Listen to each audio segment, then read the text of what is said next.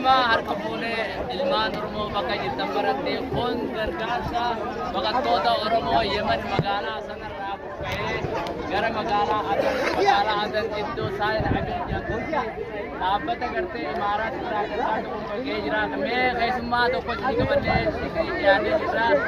Keessummaan durataa hawaasa Oromoo durataa hawaasa baqattoota sanarraa buqqa'ee jiru kana bee asumaan gara durataa kanatti deemnee asuma maqaan kennee jira. Mee Mahammad Jamaal gargaarsa kun gartee dhaabbata Imaaraat irraa keessingee marsaa jalqabaati. Mee gargaarsa kana gartee marsaa jalqabaati singee moo akkami? Gargaarsi kun amma yeroo darba malee gahee jiru kun marsaa duraatiif jechuun baqattoonni kun ji'a torba kaawwatanii jiran erga bakka kanatti darbamanii ilaa aduu irratti gargaarsa kun gahee jiru jechuun yeroo duraatiif gargaarsa kun har'a kennamee jiru kanarraa haalli baqataan kun jechuudha kan sanarraa gara adanitti gaafa Abriil 3 bara 2020 takka karaa adanitti darbaman ji'a torba har'a lakkaatanii jiran jechuudha. Ji'a torba kana keessatti gargaarsi bira gahee jiru yeroo duraatiif jechuudha. Yeroo duraatiif bira gahee amma hunoo gargaarsi yeroo mijatii waan akka gartee daqiiqaa deedii kana yeroo duraatiif gargaarsus haala kanaan jirra.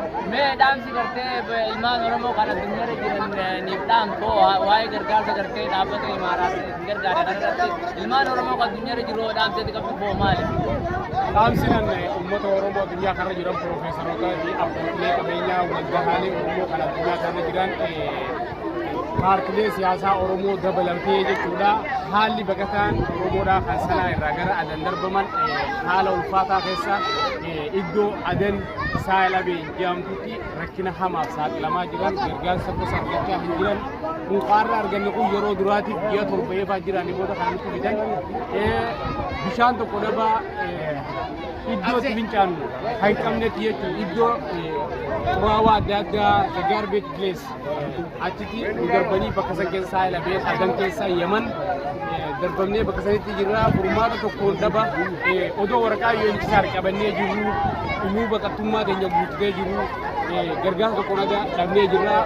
Warreen addunyaa kana jiran Oromoonni warreen kaleessa uummata Oromoo kan sanaa irraa gara adan darbaman kanaaf rispoonsara isiniif taanaa jedhanii waada hedduu toora feesbuukaan haa ta'u miidiyaalee adda addaan haa ta'u nuuf dabarsaa nuuf yaada nuuf kennaa turan gargaarsa kalee isiniif goonaa jansa rispoonsara kalee isiniif goonaa jansa maaliif nu godhu oolanii maaliif bifa kanatti darbanii irraa callisan saniif gargaarsa barbaachisu akka nutti dhaabbatanii rispoonsara nu ta'an lubbuu keenya akka nu baraaran nageenya dhaba bakka kanatti nageenya asii doorsifamaa jirra jechuudha.